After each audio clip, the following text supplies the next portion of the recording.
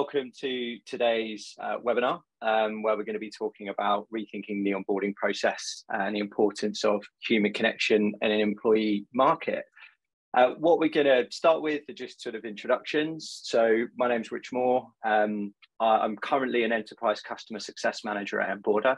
I've been working in the HR space for 17 years. So I started off in recruitment, from external recruitment into RPO, into in-house, and then kind of made the move across to customer success. I was previously with LinkedIn working kind of with their largest, most complex customers, and now sort of doing something similar with the team at Enboarder. I'm joined today by Alan Wilson. I'll let Alan introduce himself.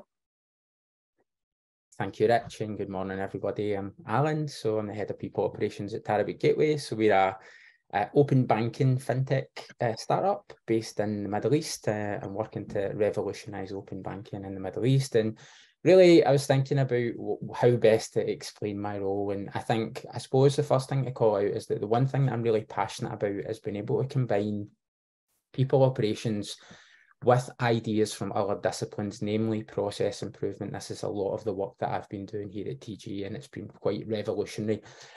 My role itself, I'm looking after all the advisory, all the transactional, all the processes, the systems, all of the projects, everything that sits under people operations. But ultimately, what does that all add up to? It ultimately aggregates up to the employee experience. And so that's what we're going to be talking about today, specifically within the onboarding space, really touching on some of the lessons and opportunities that I see within this space. And hopefully I had a little look at some of the reasons why people have joined today. I'll try my best to speak to as many of those reasons and give you some of the insights that I think I can share with you in order to support you going back and really getting value from the session this morning. So great to have everybody here. Fantastic. Thanks, Alan. Yeah, as Alan says, we're going to talk about that role that human connection plays in employee experience, building connection and engagement throughout that employee life cycle. Is like how you can kind of make a difference in sort of company culture and ultimately bottom line. We're going to start today with a question and a poll, actually. So just want to get an understanding of what people's personal workplace looks like today.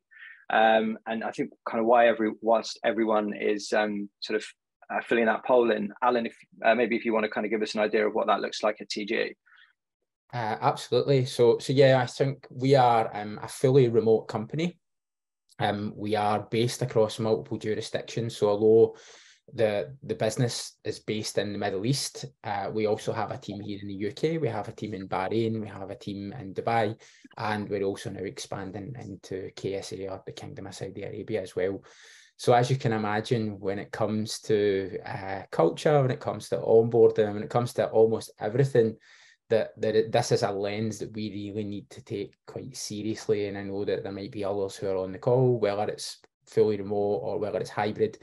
It's given us another dimension to think about, and there's a few different, and often the solutions that we need to find in order to solve the challenges that we've got, they are multifaceted. It isn't necessarily just one fix. It's like there's a complex interplay of different issues that have to be addressed when you're trying to, I suppose, grow a remote culture. So yeah, it's that's been one of the big things that Onboarder has actually helped us with. But we'll touch on that a little bit more shortly. Amazing. Fantastic. And thank you. So just from those poll results, we can see that there's an obvious shift to hybrid working arrangements. So 78% of you are currently working in a hybrid environment, 19% fully remote, and only 3% in the office full time. I think it's fair to say that there hasn't been a lot of workplace consistency over the past 2.5 years, which is very understandable given everything that sort of happened globally, but nevertheless, it's really impactful. You're probably all feeling that. Your employees are feeling that as well, and employees are kind of feeling that lack of genuine human connection. From being in the office all the time, to sort of working fully remotely during COVID, to now probably being kind of as part of a hybrid arrangement over the sort of these past couple of years, and kind of as we move forward.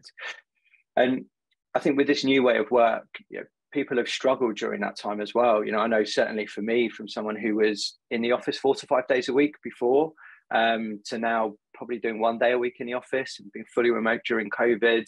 I've had to change the way that I think about working and how I collaborate with teammates, how I collaborate with, you know, cross-functional partners and other parts of the business to really sort of make sure that I still feel connected. And so I think those types of struggles have changed over that time.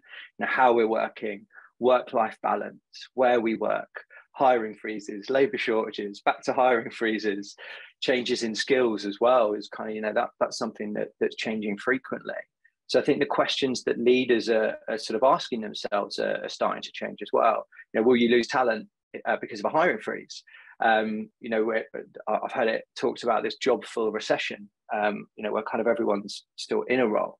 You know, how do you find talent that's going to take you to that next stage of growth, and sort of is there funding out there kind of in the world as well? But so I guess kind of another question and another poll that we've got. What we just want to get an idea of is who feels more productive at work when they're connected to their colleagues, and just kind of give everyone 30 seconds to answer this single choice. So either yes, no, or I don't like my colleagues. And I think it's really interesting, kind of people talking about, and I can just see sort of some of the chat around things like productivity. And they feel more productive at home because they can concentrate on their project work more. And it's for me personally, like the way that I think about my role, I spend time with customers, I have focus work and project work that I do, and then I have work that I need to do with my teams, and being really cognizant of when I'm in the office doing that kind of collaboration and working piece. But then when I'm working from, like if I'm working from home for a day, I know that that's when I can either have customer meetings, because most of my customers are kind of based across the world, or I can really kind of focus in and on my project work and make sure that I'm kind of making the most out of that. So, you know, for me, feeling connected, and kind of that human connection piece when I'm in the office, make sure that I'm making the most of that, going in on kind of that the same days as my team. So in terms of that, 80% of you said that you feel more productive when you're connected to your colleagues, and 20% have said no. From sort of a recent survey that we did, 94% have said, and you know, perhaps expectedly, that they agree that they're more connected. The more connected they are to their colleagues, the more productive they become. And I think employees are really starting to feel sort of some of the lack of genuine human connection over the past couple of years. What would be great, kind of utilizing the chat, in one word, if you can kind of describe what it feels like to be connected. And then Alan, maybe if I can kind of pass it over to you, and feel free to use more than one word. But yeah, we'd love to kind of hear from you what it feels like to be connected, and what connection looks like kind of in the workplace for you. Yeah. I was thinking about this before we joined the call, and I suppose that the one thing that comes to my mind, and this can be for whether you're connecting in person or whether it's happening completely remotely at the opposite ends of the spectrum, but connection is about safety. Ultimately, you will not build any level of trust. You cannot build a high-performing culture and a high-performing team without an element of safety. And that means that there's reciprocal relationships that exist between managers, employees, between the executive teams, the rest of the employees, all of these different dynamics that are unfolding. You know, safety creates trust, trust creates connection, and then through the connection, that is where the work can happen. But in order to get there, so if you look at, you know, like through our onboarding journey and then all the way through the employee journey that that employees go on here at TG, it's really about remembering that how people will establish trust, connection, safety, how they do that will happen in different ways. You know, everybody has different styles, different approaches, and what we've tried to do at TG is, like, throughout that journey, is really blend, like, giving people the right information at the right time, like, to support their learning as they really become more ingrained and embedded within the culture, and create that sense of connection, not just with the company, but also their colleagues, so with their manager, for example. So having the right moments on that journey, using Onboarder to really nudge to make those connections for them, to create opportunities for those connections to form. but also at the same time, making sure that whilst we have a really powerful tool at our disposal, Onboarder, if you're not using it, is a game changer, not just for onboarding, but for a whole raft of other processes as well. But it's also about making sure that we've got that human aspect of it, those right moments throughout that journey where there is genuine human connection. And that might be, you know, on the first day, we have just a meet the team session with the people team, not necessarily just an induction, but actually a session just to establish that trust. You know, we're all working remotely, so it's such a powerful way of just getting to know people, establishing that relationship and fostering that across all of the business. Connection is, of course, the foundation upon which you then build your high-performing teams. And ultimately, that's why we're all here, right? We all want to be doing well, progressing, succeeding, helping our businesses progress, progressing ourselves. And fundamental to that is making sure that we have that clarity, that connection. Because once you have all of that, designing the right processes, putting the right support in place, getting the communication channels, it all becomes apparent because you have people in a place of safety. You have people in a place of acceptance, and when they're there, they're more willing to contribute to tell you. So now might actually be a good time for me to explain a little bit more about what we do as well. I don't want to linger too long, but I know a lot of people have joined here seeking answers. And at the very heart of that, I understand why. We have a listening program called You Said We Did. But here's the big lesson that I've had over 14 years in a people teams and sitting around talent teams as well. Most of us just do we did. We come on sessions like this, we see brilliant ideas and we go, wow, like we could implement that. That would be incredible. And of course, some of the things you might see and hear about will be great. And that's good to know. That's part of your due diligence. But there's a fundamental ingredient of why I think that we don't necessarily see the success matched with the ambition that we have. And that is because very few people teams are doing any of the diagnostic work required. So I mentioned at the start, we combine process improvement with people operations. So I've decided fundamentally my team and many other teams that I've managed are far too talented to be order takers, to sit and wait for someone to hit them with a big stick that something's not working. But you can't just say, go and do more, go and be proactive. You need to furnish them with the right tools and strategies and methodologies. So I've been coaching and building a framework within people ops to support people operations people to embed different lean practices into the ways of working. And this is where the magic really happens for us. We are fixing the root causes, because how many changes have you looked to roll out, whether it's an onboarding or any other process, and you put it in place and 6 months later, someone says that's not been fixed. And a good example might be someone says nobody's taking any holidays. Us people jump in and go, let's just put a brand new system in. That will automate it. It will make the workflows easier. Job done. You put that in place. 6 months later, nobody's actually taking any holidays. And the reason is because you didn't do the diagnostic work. You haven't understood the root causes of the problem. So you don't actually know the fixes you're putting in place are going to be superficial. What you need to do is to get to the root causes, to understand your unique problems. If you understand your unique problems, it means that it becomes so much clearer about the right processes to set up, the right communication channels to set up, which help with connection, the right tools to put in place. Not everything is a system fix. There's cultural fixes required as well. To really do this, it's really about up-leveling how people operations and the people world function in general. And that is at the root of what I'm trying to do here at TG. And the stuff that we've done this year has been like very exciting. The value we've created, the process we've created around onboarding, it's been extremely powerful. And I would encourage everybody to really start to think about what are your unique problems, what are the root causes of them, even if they're difficult to stomach. Get after them, because that's where the real success and the real growth will be at. And this is the fix for many of the problems that you've came here for, whether it be, you know, and I actually noted some of them down, but whether it's stats and insight, or building the right remote process, creating better communication during the onboarding journey, you know, making it more human centric. Like, honestly, go and do the research, go and listen, survey, ask questions, because that is, in that information is the answers that you're seeking to build the perfect process for your business. Amazing. Thank you. Thanks, Adam. I know, just kind of going and looking back through the chat, I'm sure some of you probably kind of gone in and seen that as well. And you know, what connection kind of means to you, from inclusion, welcoming, belonging, purpose, being energized and empowered. So yeah, I think there's a lot of that kind of belonging and trust and safety, and it's all rooted in that then allows you to kind of do some of the amazing things that Alan's talked about. There are also kind of some I think some sort of facts that we can kind of, a lot of that sort of, it's based on feeling and how you feel, and kind of the, the emotion of feeling like you belong and are welcomed kind of in an organization. And first impressions are absolutely key. I think everyone knows this. There's a huge wealth of research out there that supports this.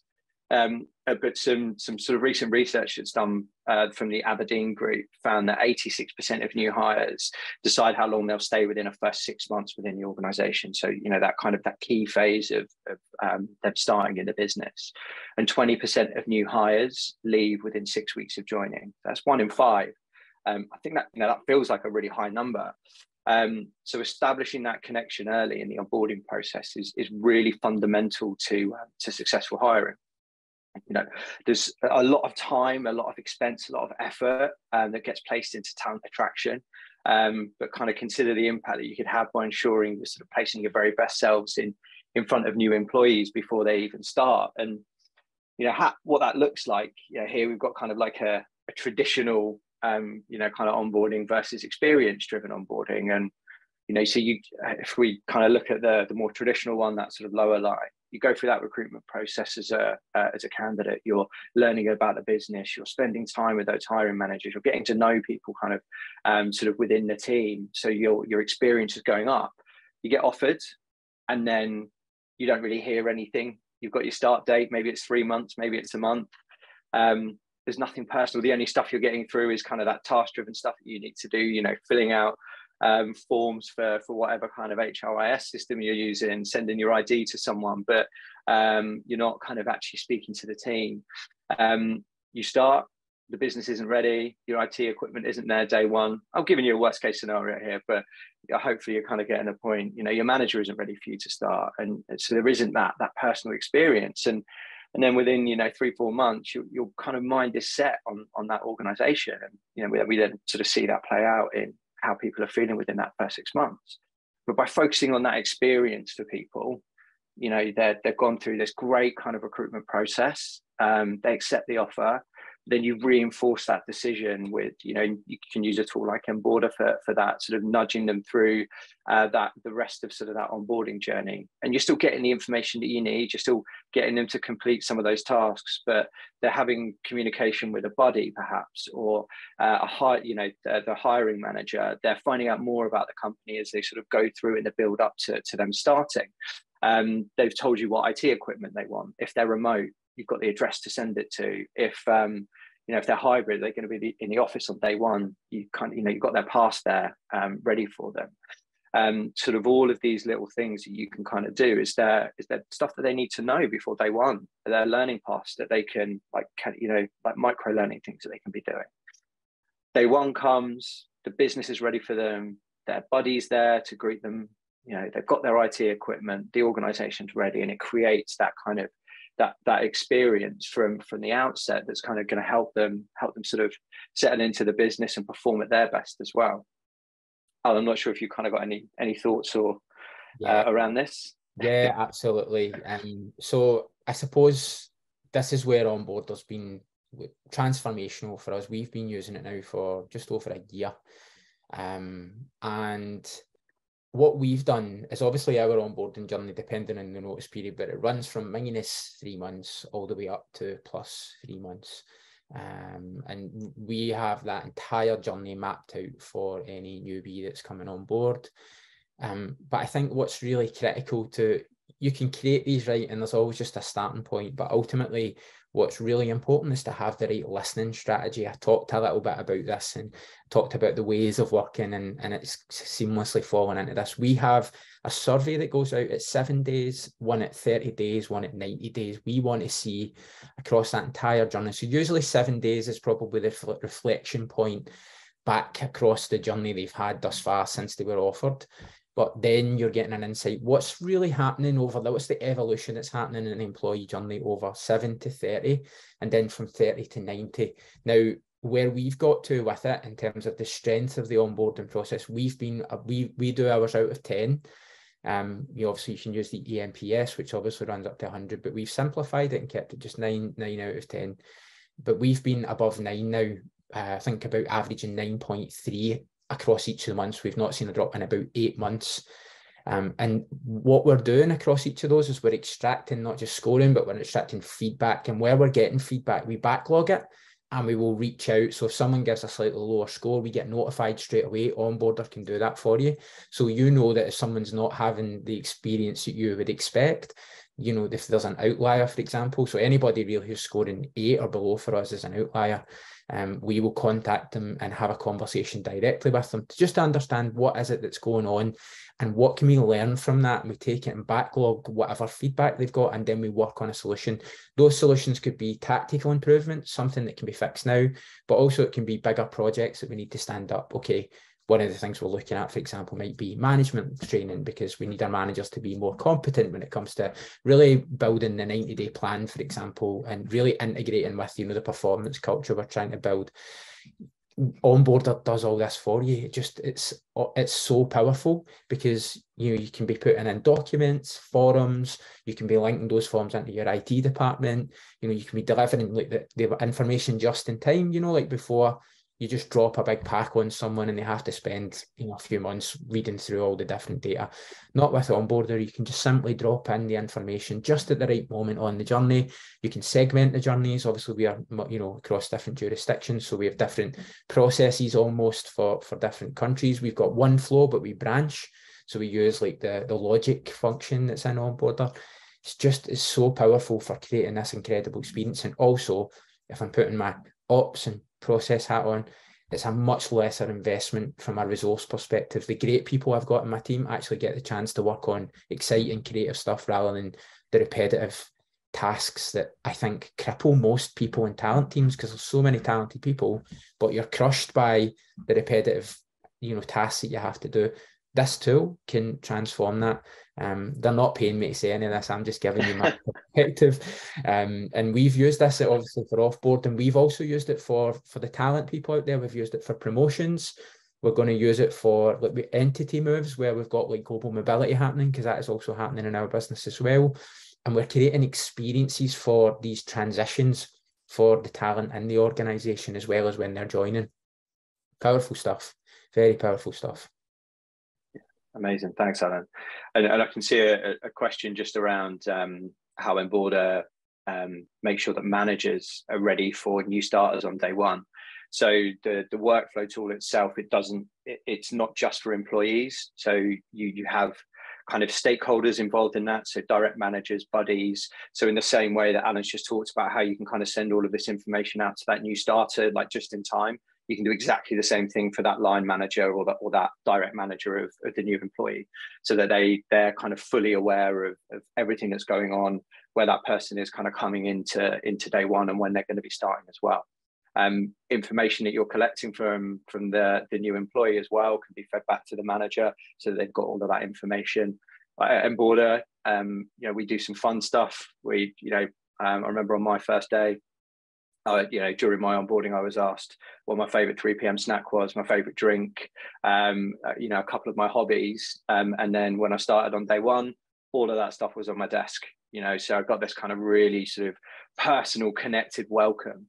And all of that information was fed to my manager so that they could kind of go and action the thing. So, that's kind of some of the ways that manager can help make sure that managers are ready for day one as well. Yeah, I think just very quickly, I can't impress enough on you about creating the data points, because again, I think there is a tendency within people teams to lean on the anecdotal type feedback. And if you establish the data points, it takes all the questioning out of it. It takes the colouring of your perception of what employees are really experiencing or managers, and allows you to actively see from the scoring over a period of time where the true issues are really at. So make sure that, you know, whatever you're doing in onboarding, that you've got those data points. They can be really powerful for helping you build the right experience for your organization, because everything you're hearing now is being built for the unique set of problems that TG have, for example, but you will have different challenges depending on what industry you're in. So really think about bringing those data points in. It can be really game changing for you. Amazing. And look, we think of connection as it's the highest form of defense against attrition. It's probably your highest percentage bet on productivity and getting someone productive as quickly as possible. If your employees aren't connected, they aren't committed. So it can become a competitive advantage because not everyone's doing this. And probably everyone on this call today has had a bad onboarding experience, and it's colored their view of that organization. So this can really be a competitive advantage for people as well. Next thing I just wanted to kind of pull out from sort of the surveys that we've done is just talk about connection and how it can improve perception. So with the survey that we did, when compared to employees who didn't feel actively connected to their workplace, connected employees were 4.5 times more likely to answer strongly agree that their workplace is collaborative.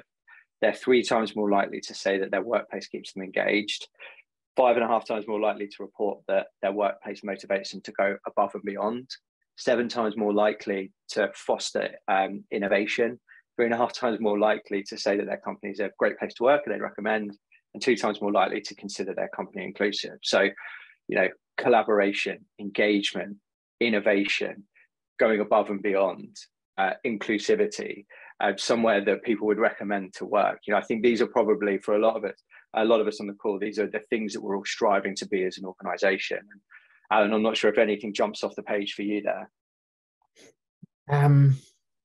I mean, I think it's simple stuff, really. Like when we really boil it down, when you feel more connected, you have that trust, you have a greater understanding of those around you. And from that, all the magic then flows. You're hiring talented people. In my experience, most people have talent. I genuinely feel like, if you allow that space to open up, if we can create those connections through technology, but also massively important here is also that the future of the people function in general is the human future. It's so critical that we create processes and ways of working that genuinely fit with, like who we are as human beings. We talked a lot about the felt experience we all have, like connection is this felt experience, right? So we need to find the ways to allow that to be unleashed fully. But you're absolutely right. I think from my perspective, what we see is that people are really happy, like in terms of like through the onboarding journeys. I've touched on those scores, but I think what that also does, the flip side of it, is it raises expectations. People have greater expectations because they've been through such a powerful journey. What they want to see then is what's going to come next. And that is a good problem to have, because that encourages us to continue to drive in some of the other solutions that then need to come in. It's not just about getting them onboarded, although creating that sense of connection through the journey is important, but it's also then how do you put the other retention strategies in place, the pathways, the progression frameworks, the right benefits, all of that. But we're gathering that because we have people open to that. This is the feedback that we're gathering through the onboarding journey and thereafter, because we have that culture created. Thank you.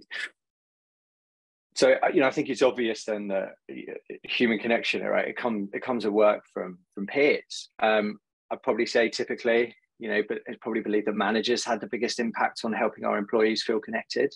So in 2022, only a quarter of respondents said that this was the case. And I'm going to talk about this in a couple of slides' time, but managers do play a really important but actually quite narrow role. And it's almost like they're the foundation that you have to get right to be able to do sort of all of the fantastic stuff that TG are doing. The majority of respondents actually noted their co-workers had the biggest influence on their feelings of connectedness. So some of the activities and probably stuff that organizations are doing already are things like team meetings, manager one-on-ones play a role within that, skill sharing with peers, and then spontaneous sort of in-office interactions with co-workers. And I kind of mentioned before how, I now structure my week and have those days where I'm in the office in collaboration. And it's so that I can have those kind of spontaneous moments. Someone sat next to me asking them a question rather than, doing it via Slack or, instant message or, jumping on a Teams call. But we talked a lot about kind of what helps kind of human connection. But what about what keeps employees from feeling connected? And again, another question, what do you sort of see as some of the roadblocks kind of in your organizations that prevent employees from feeling connected? And again, whilst people are popping that in the chat, Alan, is there anything kind of when you started with TG or that was sort of really a roadblock that you kind of helped to remove, or what you kind of see generally? I suppose we are a unique organization because, we have a significant number of employees in the UK, but the business and then another significant, number of employees are then based in the MENA region. So I think we have something like over 25 nationalities, all of which comes in to create the culture. I think some of the roadblocks, we are like in context, obviously still a startup. And that also brings its challenges as well, namely around more structure, and how do you create that structure to allow people to get that connection beyond just the basic things, like when we're, as we've been building out, we've been realizing, we need more than one channel to create those connections. So we have like a culture club sessions where people can come together, share ideas. We obviously have our all hands. We have engagement surveys, we're using Onboarder to gather scoring at various points in the employee journey. All of these things are to identify what those roadblocks are, and then how do we navigate through it. And yeah, I think the remote culture definitely brings in some challenges as well. I think people do thirst for that connection, whether it's just, a little drop in the office and, on a semi-regular basis, or whether it's an opportunity to get the chance to come together as a collective. These are all questions that we're currently wrestling with right now that I can't give you all of the answers to, but like many others, looking to try and find the right ways to continue to get people to share their voices, continue to give us their input so that we can remove the blocks, whether real or perceived. So yeah, I can't give you all the answers, but these are definitely things that we've been wrestling with as well. Thanks, Alan.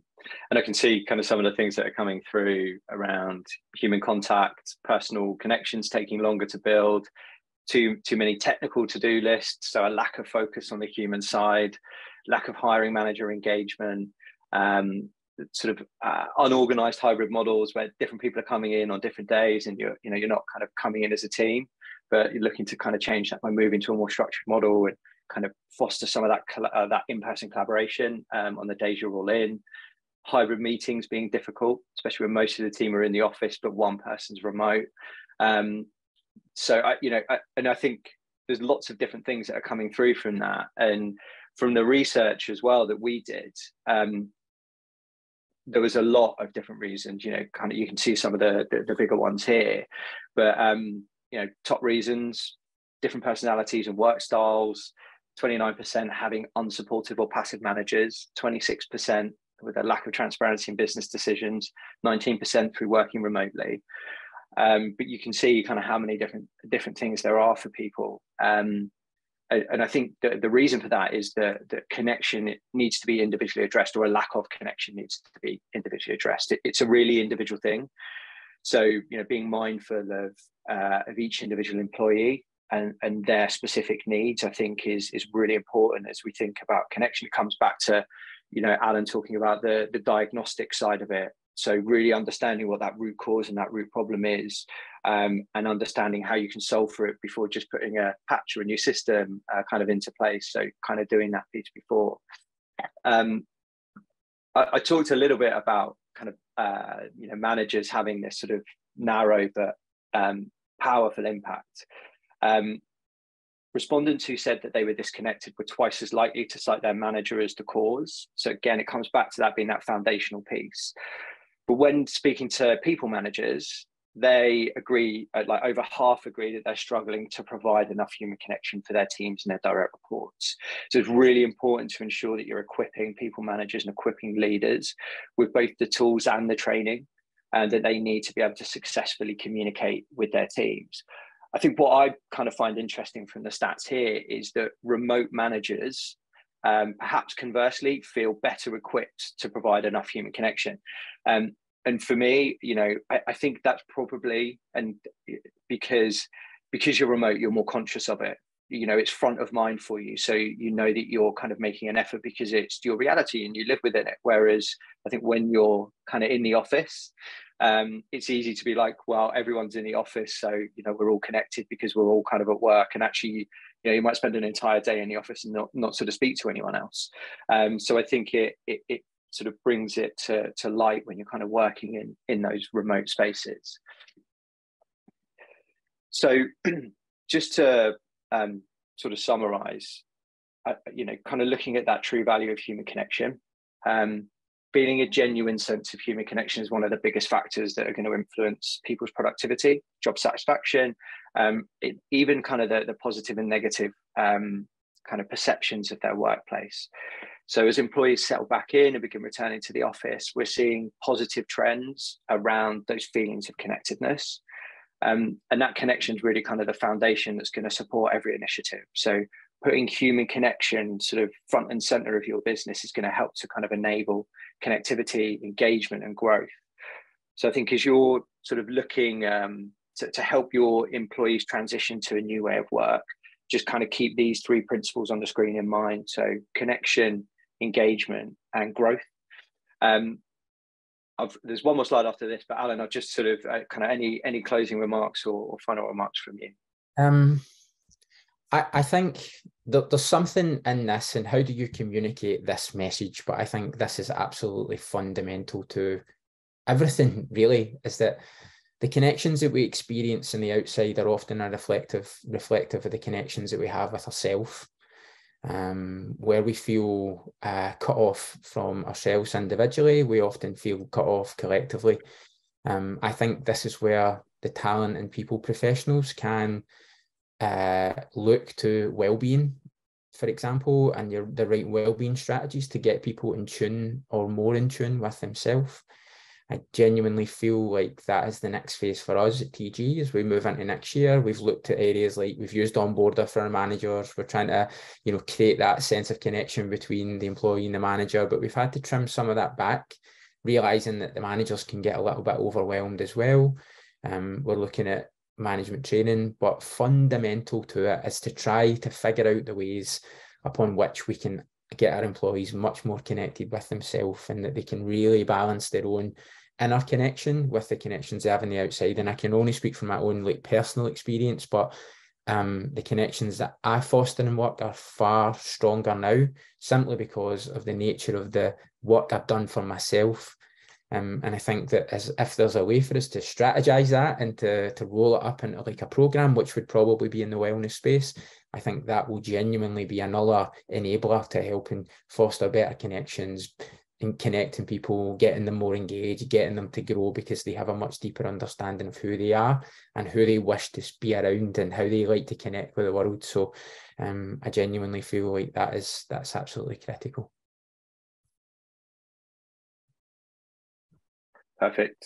Thank you, Alan. So just before we kind of move to Q&A, if you are interested in hearing kind of how Enboarder can help you build more human connection into your workplace, you can scan the QR code and then one of the team members will be able to reach out and schedule some time with you. So our goal and mission is to help companies such as yourselves create better human connection across the entire employee journey.